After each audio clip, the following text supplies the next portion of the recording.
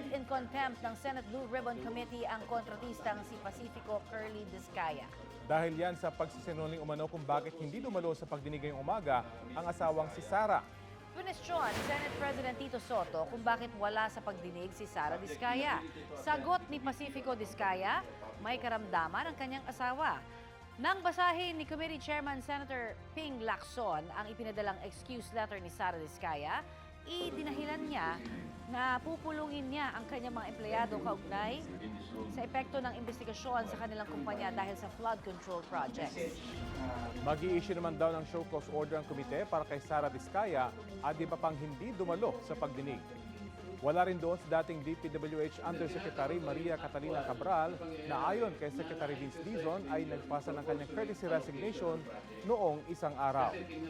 Napagkasunduan ng komite na ipasubpina si Cabral.